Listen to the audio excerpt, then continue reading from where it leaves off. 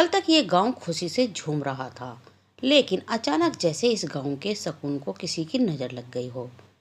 एक ही रात में गांव के 10 लोग चल बसे, वो भी ऐसी खौफनाक हालत में कि मरने के बाद भी सबकी आंखें खुली हुई थीं और उनके चेहरे पर डरावना भाव था। यह देखकर गांव वाले खौफ के मारे थर-थर कांप रहे थे। माधवपुर पर काले बादलों का साया मंडरा रहा है। इन सब की मौत काले जादू से हुई है। पंडित जी की यह बात सुनते ही गांव के लोगों के दिल में खौफ का सांप लौटने लगता है। सब डर से सिहर उठते हैं। पंडित जी, ये लाशें तो जैसे पत्थर की हो गई हों। शास्त्रों में लिखा है कि काले जादू से मरी लाशें या तो बहुत भारी हो जाती हैं या बहुत हल्की। कभी कभी वो लाशें खुद ही हिलने लगती है और उसमें से खौफनाक आवाजें भी निकलती हैं। पंडित जी के ये शब्द मुख से निकलते ही लाश एकदम से खुद से हिलने लगती है और उसमें से ऐसी डरावनी आवाजें निकलती हैं जैसे कोई रूह चिल्ला रही हो। ये सुनते ही पंडित जी और गांव के सभी लोग खौफ के मारे वहां से भाग खड़े होते हैं। गांव के लोग डर से थरथर कांपते हुए सरपंच के घर जा पहुंचते हैं। सरपंच साहब, हमें बचा लीजिए, गांव में कोई भयानक काला जादू चल रहा है। हाँ सरपंच जी, एक ही रात में हमारे गांव के 10 लोग मारे गए और उनके जिस्मों पर ऐसी अजीबो गरीबो निशान थे जैसे उन पर किसी ने काला जादू किया हो। अभी अभी मुझे खबर मिली है, ये काला जादू कोई औरत कर रही है। नाम बताइए सरपंच साहब, उसे जिंदा नहीं छोड़ेंगे। आओ मेरे साथ।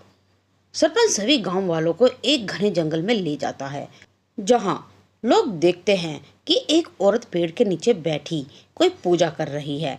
ऐसा लगता है जैसे वो काले जादू का जाल बुन रही हो। गांव वाले गुस्से में आग बबूला होकर उस औरत पर टूट पड़ते हैं। ऐसा क्यों कर रहे हो? पहले मेरी बात तो सुनो।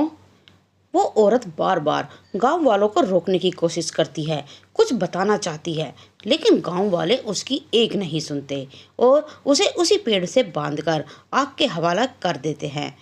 एक छोटा सा बच्चा दूर खड़ा होकर सब कुछ देख रहा होता है। उस औरत के मरने के बाद गांव में मौत का तूफान थम गया, जिससे सरपंच साहब की इज्जत और बढ़ गई। अब उनकी बेटी पूजा भी जवान हो चुकी है।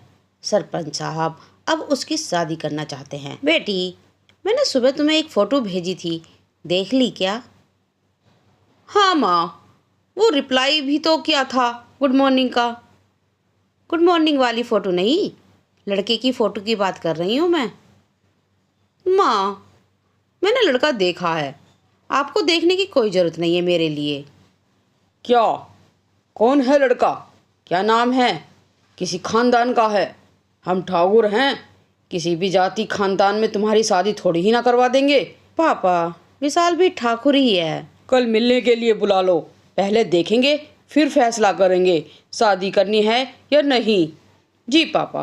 पूजा विशाल से मिलने आई है और उसे समझा रही है कि उसके पापा के सामने कैसे पेश आना है। सबसे पहले ना, ये छपरी वाले कपड़े पहनकर मत आना पापा के सामने।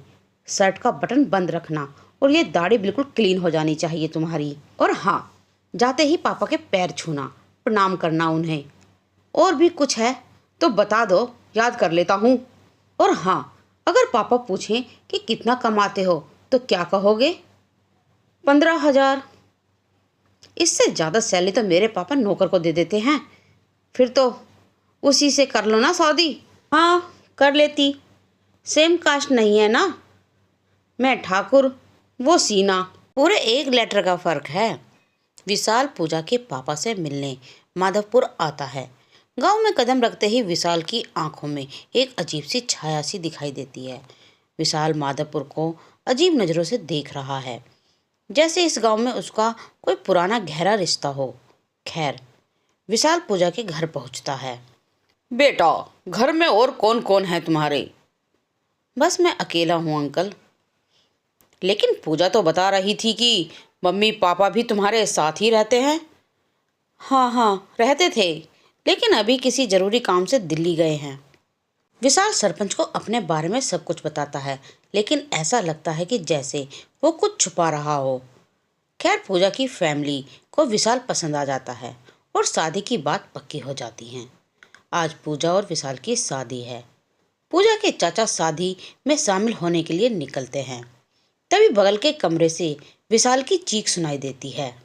चाचा, चाचा बचाइए मुझे, बचाइए, कोई है। विशाल की यह डरावनी चीख सुनते ही चाचा के दिल में खौफ समाता है। विशाल तो नीचे है, फिर बगल के कमरे में कौन चिल्ला रहा है? हो सकता है किसी काम से ऊपर आया हो। ये सोचकर चाचा कमरे में जाते ही देखते हैं कि एक कोने में विशाल खौफ से सहमा हुआ बैठा है। क्या हुआ बेटा?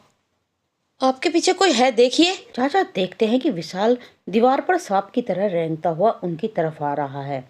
चाचा के दिल में खौफ का तूफान उठ जाता है। विशाल, विशाल तो वो है, फिर ये तुम कौन हो? विशाल चाचा को देखकर एक खौफनाक सी हंसी हंसता है। यह देखकर चाचा वहां से भागने लगते हैं, लेकिन दरवाजा अपने आप बंद हो जाता है। विशाल! विशाल चाचा पर खौफनाक हमला करता है और वो वहीं मारे जाते हैं। सभी चाचा का इंतजार कर रहे हैं। अब तो शुभ मुहूर्त भी निकला जा रहा है। पूजा चाचा को कॉल करती है, लेकिन कोई जवाब नहीं आता। अब तो चाचा जी फोन भी नहीं उठा पा रहे हैं। सरपंच साहब, शुभ मुहूर्त निकला जा रहा है, आप कहें तो शादी के मंत्र शुरू कर दूं? जी, आप शुरू कीजिए। पंडित जी शादी करवा देते हैं। शादी खत्म होते ही घर का नौकर दौड़ता हुआ आता है। साहब, साहब, रमेश चाचा घर में मरे पड़े हैं। वहां जाकर देखते हैं कि रमेश की लाश पड़ी है। उसकी आंखें खुली हुई हैं और चेहरा बहुत भयानक दिख रहा है। मरने के बाद भी आंखें खुली हैं, चेहरा देखो कितना खौफनाक लग रहा है। आज से 25 साल पहले जब एक ही रात में गांव के 10 लोग मारे गए थे, तब भी सबकी आंखें ऐसे ही खुली थी, सबके चेहरे ऐसे ही डरावने दिख रहे थे। किसी ने काले जादू से इन्हें मारा है। ये सुनते ही गांव के लोग डर जाते हैं। शास्त्रों में कहा गया है कि काले जादू से मरी हुई लाशें या तो बहुत भारी हो जाती हैं या बहुत हल्की हो जाती हैं। कभी कभी वो लाश खुद ही हिलने लगती है और उसमें से खौफनाक आवाजें निकलती हैं। पंडित जी के ये सब कहते ही बिजली गुल हो जाती है और हवा में एक आवाज गूंजने लगती है। लाश अपने आप हिलने लगती है और उसमें से ऐसी खौफनाक आवाजें निकलती हैं जैसे कोई रूह चीख रही हो। यह देखकर गांव वाले खौफ के मारे भाग खड़े होते हैं। लाश के पास सिर्फ पंडित जी और सरपंच खड़े रह जाते हैं। ऐसे में तो मेरा भाई का अंतिम संस्कार भी नहीं हो पाएगा पंडित जी, क्या करें? कोई उपाय बताइए। आपके भाई के जिस्म में किसी रूह का साया बस गया है। आप किसी तांत्रिक को बुलाइए, वो इसका कोई ना कोई हल जरूर निकालेगा। सरपंच साहब पंडित जी के साथ तांत्रिक को ढूंढने निकल पड़ते हैं। लाश के पास कोई नहीं रहता। लाश अकेली पड़ी रहती है और उसमें से अजीब अजीब खौफनाक आवाजें निकलती रहती हैं। कुछ देर बाद सरपंच साहब और पंडित जी तांत्रिक के साथ वापस आते हैं तो देखते हैं कि लाश वहां से गायब हो चुकी है। लाश कहाँ गई? ये लाश कहाँ गई? यहीं तो थी। अनर्थ हो गया। जिसने भी ये काला जादू किया उसी ने लाश को गायब किया है। अगर लाश मेरे सामने होती तो पता लग जाता कि काला जादू किसने किया है। सब सोच में डूब जाते हैं कि आखिर लाश किसने गायब की होगी। ये काला जादू कौन कर रहा है? रात का अंधेरा है। गांव के सभी लोग खौफ से कांप रहे हैं। अब देखना होगा कि इस भयानक विपत्ति में कौन बचता है।